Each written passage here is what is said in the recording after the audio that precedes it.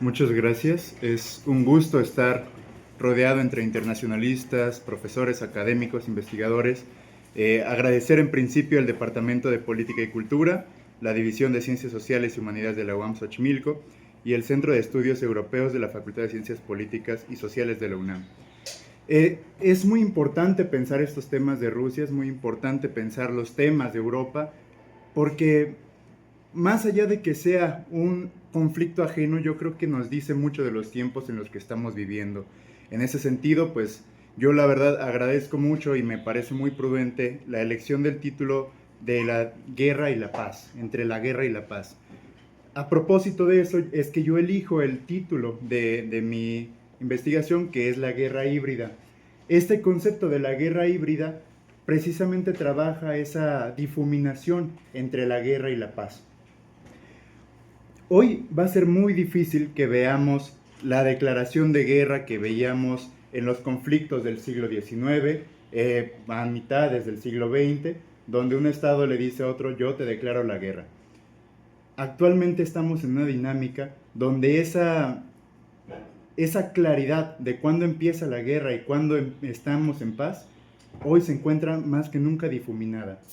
Estas teorías son muy analizadas desde las ciencias de las previsiones que se estudian en las academias militares en Rusia, a partir pues de todos los conflictos de balcanización que tuvieron tras la desintegración de la Unión Soviética.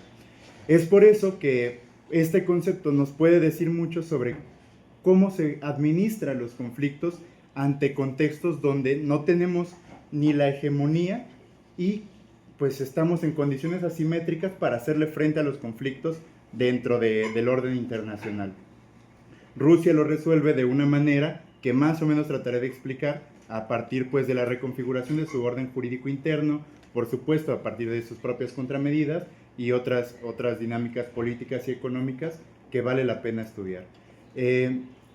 Esto es importante, muy pocas veces se va a estudiar el concepto de soberanía más allá de pues la distinción clásica del Estado, sino que en estos momentos se puede tensionar a partir de cómo se reconfigura gracias a las condiciones de hegemonía simétrica en el que nos encontramos.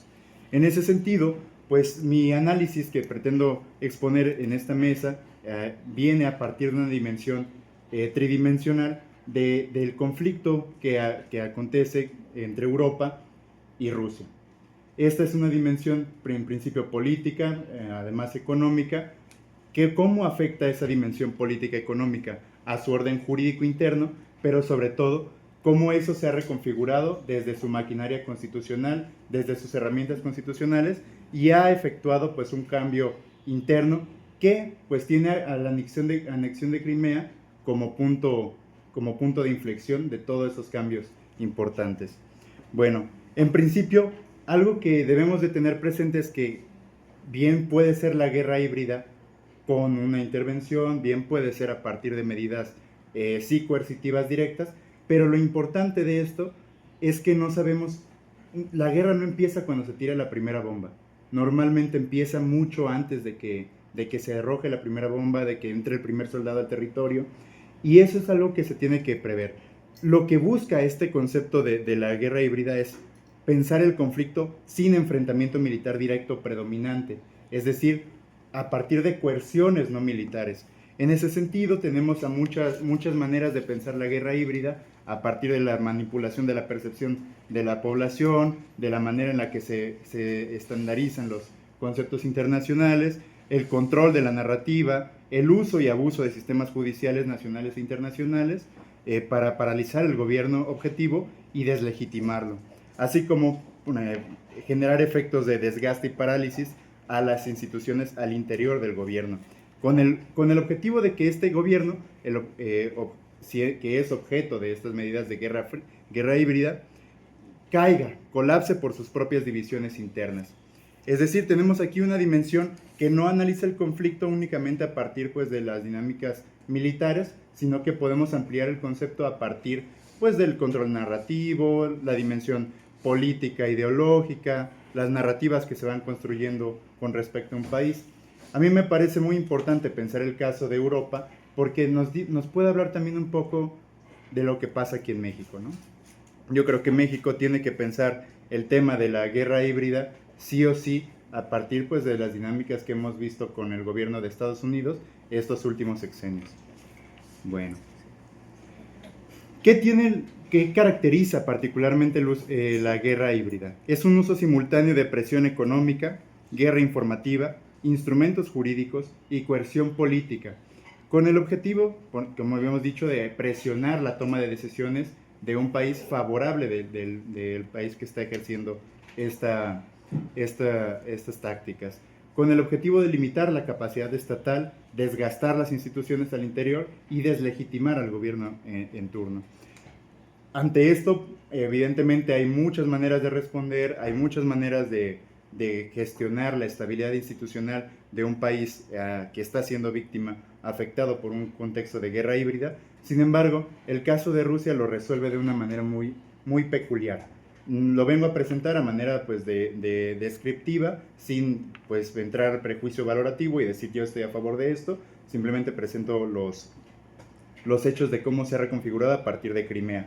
¿Qué vemos en el caso de la anexión a Crimea? Recordemos que el caso de Crimea es muy particular también, precisamente porque tiene una dimensión jurídica poco estudiada. Que el referéndum, que la destitución a partir del Congreso, que la constitucionalidad del referéndum que propone la República de Crimea, eventualmente que se firme una ley para anexar a Crimea, que se pide la constitucionalidad de esa ley al Tribunal Constitucional ruso. Es decir, hay todo un drama jurídico de la cuestión de la integración de Crimea a la Federación Rusa, que también vale la pena analizar, pero a partir de ese momento de que se integra, inicia un proceso de 5 etapas que yo las catalogo de la siguiente manera. En principio, el primer momento es las restricciones financieras post-Crimea. Después, los conflictos con los tribunales europeos. El tercero, la continuidad de las sanciones, que fue el periodo de 2018-2020, que concluye ese periodo con la reforma constitucional de Rusia en 2020, que hablaremos un poquito más. El congelamiento de activos a partir de la operación militar especial en Ucrania, y pues lo que estamos viviendo a partir de 2024 es una guerra económica prolongada.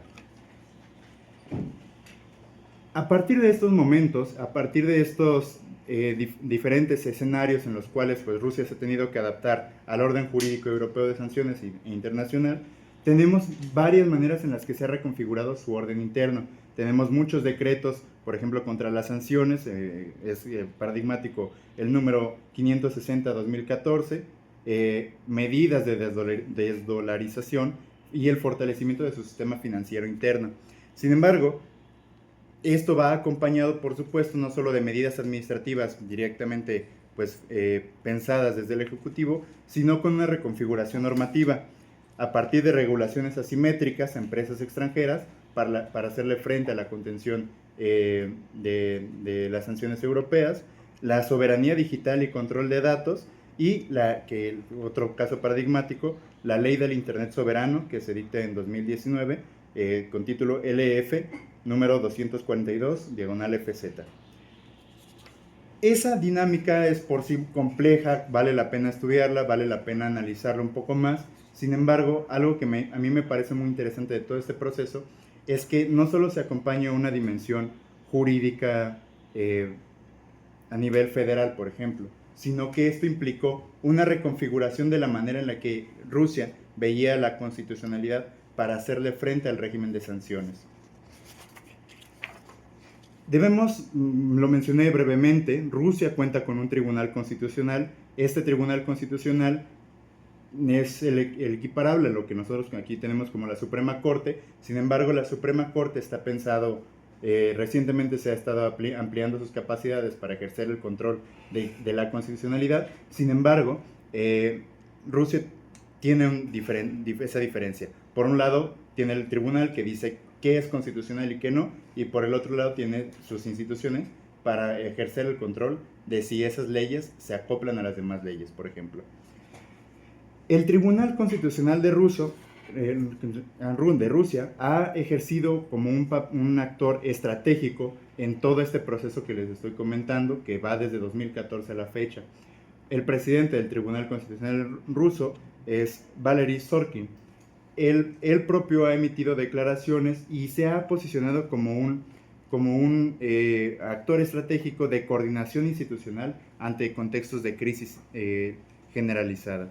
En principio, tenemos que analizar el caso Yukos, donde las sanciones internacionales imponían una carga multimillonaria a esta empresa, Yukos, lo que terminó en una resolución en la cual el Tribunal Europeo le dijo: necesito que me pagues tanta cantidad de millones de dólares, lo que llevó a cabo una petición sobre si esa decisión de un tribunal internacional debía ser acatado según las necesidades del propio régimen constitucional interno ruso.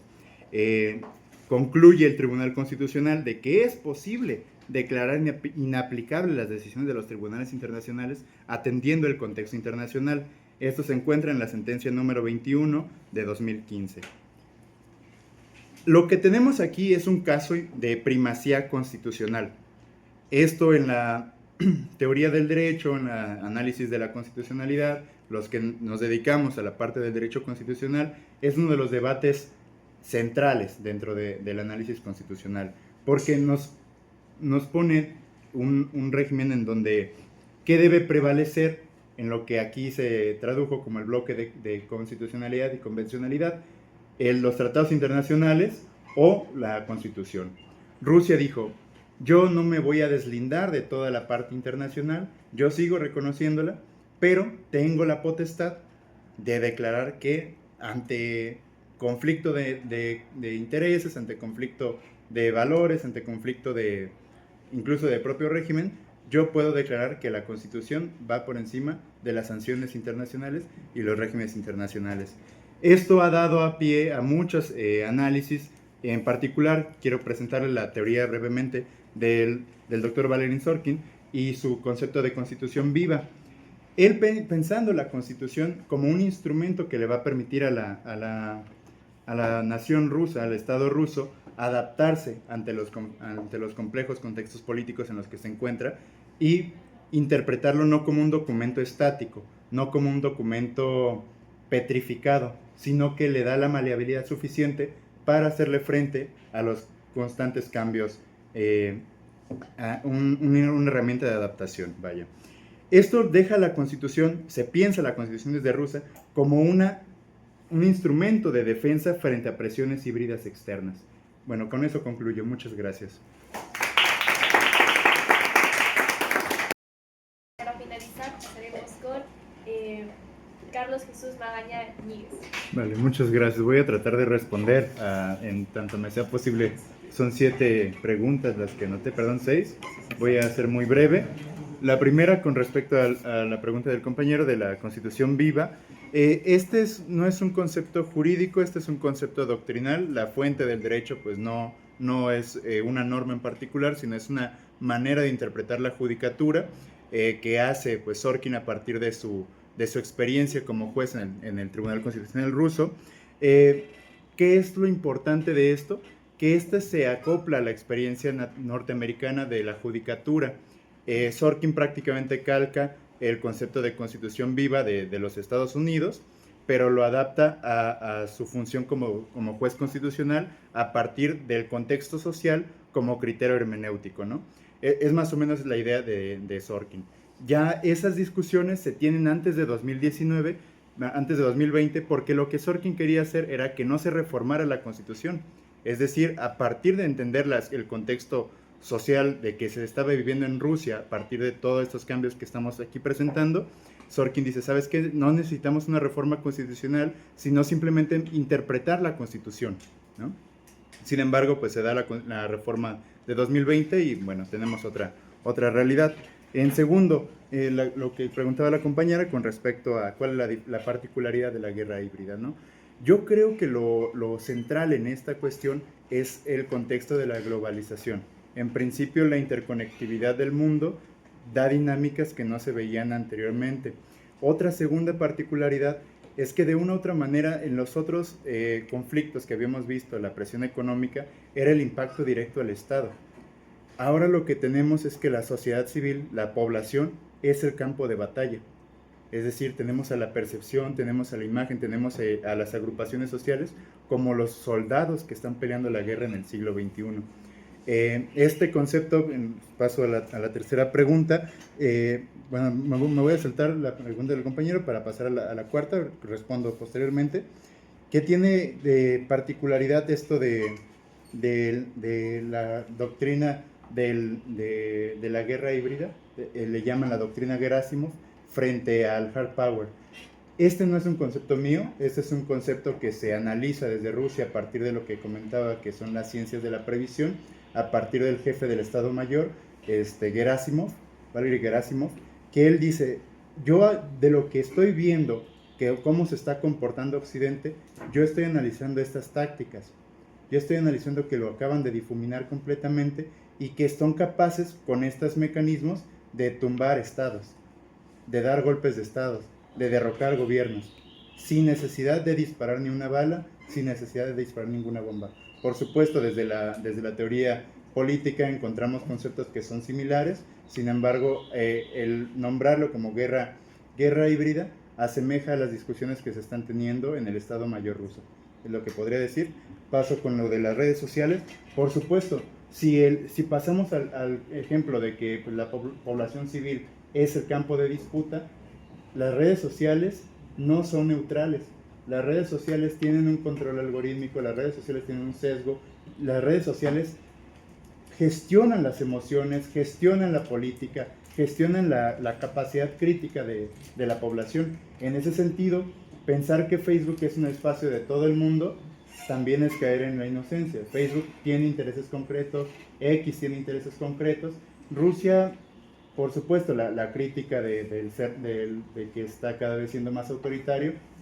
Yo creo que hay que entender el contexto de cómo se utilizan este tipo de plataformas. A propósito, pues pues no podría aquí hablar de estas cuestiones, pero hay muchas leyes en la legislación rusa que hablan sobre la importancia del control de los datos que hay en redes sociales, en el Internet, el control del Internet propio y además pues muchos decretos que dan control sobre lo que se está moviendo en redes sociales. Sí es muy importante pensar en redes sociales y no soltar ese tema. Paso al de la pregunta sobre... Ok, ¿cómo va la dinámica? Yo lo que veo primero, cada uno de estos temas, ya sea la normalidad jurídica, la guerra híbrida y la supremacía constitucional, son tres temas que bien pueden ser aislados, ¿no? Lo que yo creo que trato de explicar, más o menos me doy a entender, es a raíz de que empieza Occidente a presentar dinámicas de guerra híbrida, a Rusia le empiezan a cuestionar cómo debe funcionar su normalidad jurídica al interior, a partir de presiones económicas, a partir de presiones de grupos de ONGs, a partir de la propia control de narrativas, y eso implica un control sobre la constitucionalidad de todo eso. ¿Cómo se armoniza? A partir de lo que Rusia termina delimitando como la supremacía constitucional. La supremacía constitucional es un debate aislado, sí puede ser un debate aislado, pero en este contexto sirve para hacerle frente a las dinámicas de guerra híbrida y contener la crisis de la normalidad jurídica. ¿Me explico más o menos? Explícate, ahora me ha sido otra pregunta, pero no la va a hacer porque va a haber... Muchas gracias. Si quieres, luego podemos seguirla discutiendo. Sí, muchas gracias. Trato de responder la última pregunta sobre pronunciarme. Yo creo que Rusia es un país muy complejo. Yo creo que tienen una tradición constitucional riquísima. La Unión Soviética precisamente tiene una tradición de interpretarlo como un documento programático y no como un régimen jurídico al estilo Bill of Rights, ¿no? de Occidente. Sin embargo, lo que Sorkin propone es que la dinámica constitucional de Rusia tiene que tener dos frentes. Un núcleo que no se puede modificar, en lo que se encuentra la dignidad humana, la estabilidad del Estado, son tres, permítame, y los derechos fundamentales, y tienes una envoltura adaptable, que esa envoltura adaptable se va a funcionar de acuerdo a las necesidades que está viviendo el contexto ruso. ¿Que vale la pena adaptarlo al contexto mexicano? No lo sé. ¿Que sea el mejor modelo que tiene Rusia para hacerle frente a estas cuestiones? No lo sé.